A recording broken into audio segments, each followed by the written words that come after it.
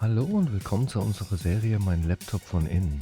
Hier möchte ich euch in einem schnellen Überblick zeigen, wie ihr den Akku tauscht und wie ihr an die wichtigsten Komponenten herankommt, wie SSD, RAM, Lüfter.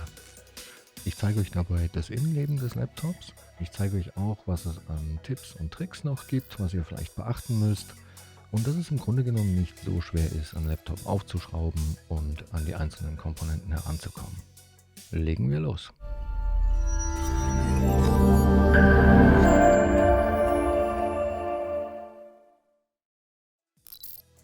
So, wir haben hier ein Asus VivoBook 17 und ich zeige euch auch gleich, wie ihr an die genaue Modellnummer herankommt. Aber zuallererst trennen wir mal das Laptop vom Ladekabel. Die genaue Modellnummer finden wir bei diesem Gerät auf der Rückseite und zwar hier. Und mit dieser Nummer findet ihr auch auf unserer Shop-Seite sehr einfach die Ersatzteile. Generell kann man noch sagen, dass ein Displaytausch hier relativ einfach ist. Man muss dafür nur den Frontrahmen abnehmen und kann das Display dann tauschen. Die Tastatur kommt zusammen mit dem Topcase und dafür muss man dann alles aus dem Gehäuse nehmen.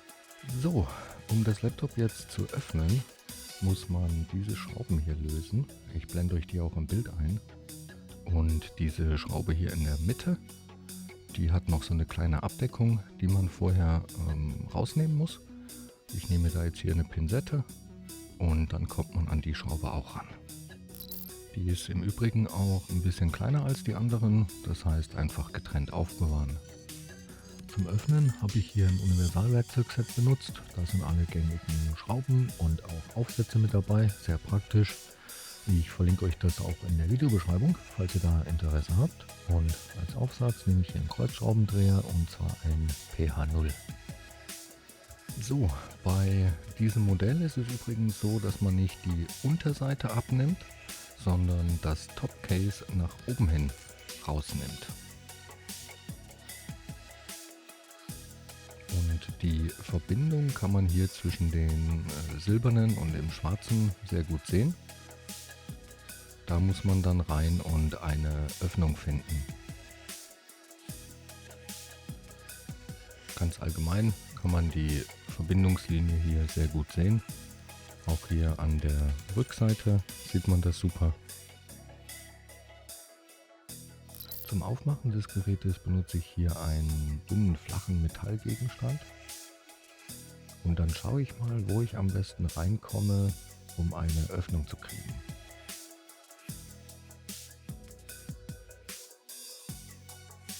In dem Fall fange ich jetzt hier auf der Frontseite an. Und dann versuche ich die Gehäuseunterseite ein bisschen nach oben zu hebeln.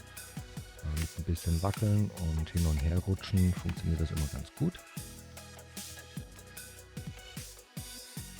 Und ja, das laute Knacken gehört dazu. Das ist einfach, wenn die Unterseite aus den Einraststellen gelöst wird. Dann knackt und knirscht das manchmal, das ist aber normal. Da braucht man keine Angst zu haben, was kaputt zu machen. Wenn es irgendwie gar nicht geht, dann nicht mit Gewalt. Lieber nochmal schauen, ob alle Schrauben raus sind oder ob man da vielleicht vergessen hat, eine zu lösen. Und ja, dann kann man eigentlich auch schon mit der Hand meistens drunter fassen und das mit ein bisschen rütteln und hin und her bewegen einfach abziehen. Ich mache das hier jetzt mal im Schnelldurchlauf fertig. Da muss man ein bisschen aufpassen, die sitzt in der Mitte relativ fest. Das heißt wirklich ringsherum erstmal alles lösen und dann mit ein bisschen Wippen vorsichtig abziehen. Und dann muss man ganz besonders vorsichtig sein, weil nämlich unter dem Topcase noch Kabel sitzen. Und die sollte man, wie man hier sieht, nicht abreißen. Die muss man nämlich vorher erstmal aus dem Stecker nehmen. Also da auch aufpassen, man hat da zwar schon Spiel, aber nicht einfach das Topcase nicht einfach abnehmen. Ich persönlich finde es am einfachsten, da von der Rückseite die Kabel zu lösen. Ich denke, man kann das hier ganz gut sehen.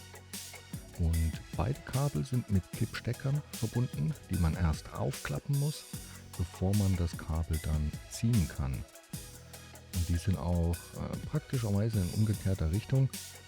Den breiteren klappt man eben von hinten nach vorne und bei dem dünneren ist es genau umgekehrt.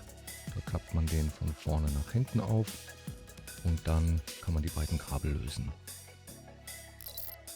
Und dann kann man das Topcase komplett abnehmen und so sieht das dann von innen aus. Gut, bevor wir jetzt irgendetwas weiteres machen, trennen wir aber auf jeden Fall erst einmal den Akku vom Mainboard, dass das Gerät auch wirklich keinen Strom mehr hat. Und den Akku sehen wir hier und der ist in dem Fall direkt auf dem Mainboard mit verbunden. Das heißt, wir nehmen den Akku komplett raus. Dazu lösen wir diese Schrauben hier und dann haben wir gleich 2 Fliegen mit einer Klappe. Den Akku kann man einfach aus dem Gerät nehmen dann und eben auch gegebenenfalls ersetzen. Wenn der mal ein bisschen schwerer sitzt, kann man einfach ein bisschen gegendrücken am Motherboard direkt und dann ist der ruckzuck draußen. Gut, was können wir hier noch sehen? Wir sehen zum einen die 2,5 Zoll Festplatte, wenn eine verbaut ist. Die ist direkt hier.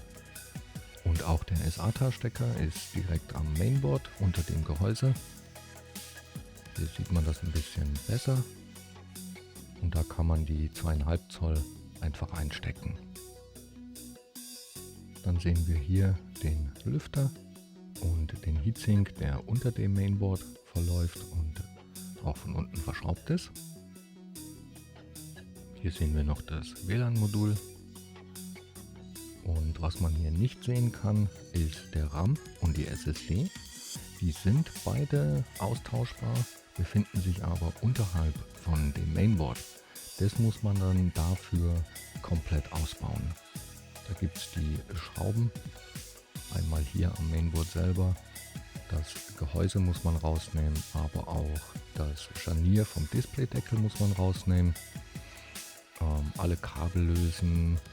Und ja, dann kann man das komplette Mainboard nach oben hin anheben und kommt dann eben an die SSD und auch an den RAM heran. Was man hier jetzt im Topcase noch sehen kann, ist das Touchpad und das lässt sich einzeln austauschen. Da gibt es diese 3 Schrauben hier oben, die man rausnehmen muss. Und die Kabel, die direkt zu dem Touchpad laufen, die funktionieren genauso wie die anderen Stecker. Das sind Kippstecker. Erst umklappen und dann rausnehmen. Genau wie diese beiden hier. Und ja, dann kann man das Touchpad einzeln rausnehmen und gegebenenfalls austauschen.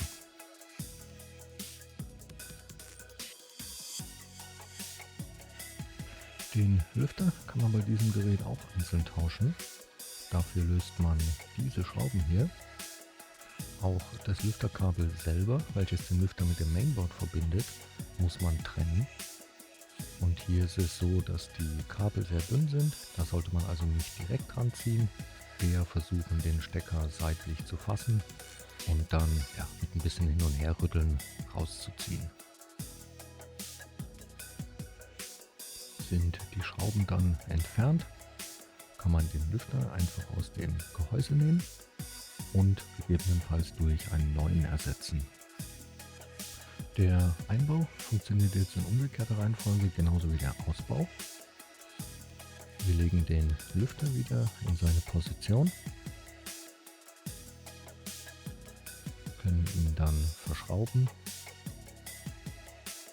und ganz wichtig, natürlich nicht vergessen, am Ende das Lüfterkabel auch wieder mit dem Mainboard zu verbinden. Sollte man übrigens mal nicht wissen, wie rum der Stecker reinkommt, die Kontakte, die man hier ganz gut sehen kann, zeigen in dem Fall nach oben, wenn man das Kabel wieder verbindet.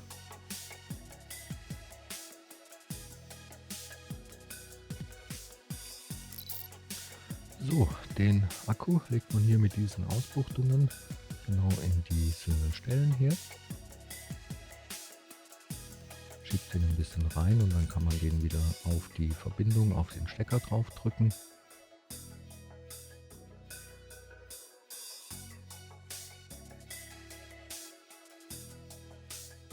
Dann natürlich noch verschrauben und so einfach ist das.